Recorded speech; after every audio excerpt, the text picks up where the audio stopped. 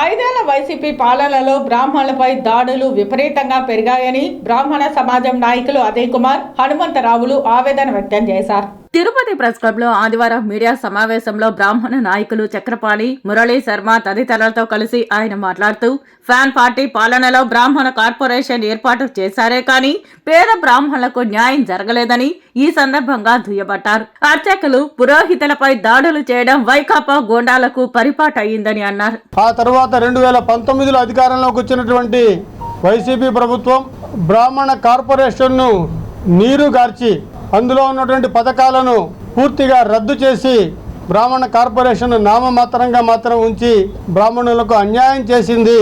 దీనిని రాష్ట్రంలో ఉన్నటువంటి బ్రాహ్మణ సంఘాలు ఏది కూడా తట్టుకోలేక వైఎస్ఆర్సీపీ ప్రభుత్వానికి వ్యతిరేకంగా గళమెత్తాయి. మొన్న పెళ్లి చేస్తున్నటువంటి ఒక పూజారి మీద దాడి చేయటం అమానుషం. దాని మీద ఎటువంటి యాక్షన్ ప్రభుత్వం ఇప్పుడు దాకా తీసుకోలేదు. అదేవిధంగా మొన్నటికి మొన్న కాకినాడలో పూజ చేసుకున్నటువంటి పూజారిని పూజ చేసుకోవడానికి వచ్చినటువంటి వైసీపీ కార్పొరేటర్, ఎక్స్ కార్పొరేటర్ సరిగా పాలు పోయలేదన్న ఒక వంకతోటి చెంపలు పెట్టి కొట్టడం, ఎందుకు కొడుతున్నారు అని అడిగినటువంటి వ్యక్తిని ఇంకో పూజారిని కాలితో తన్నిటువంటి సందర్భం చూసాం.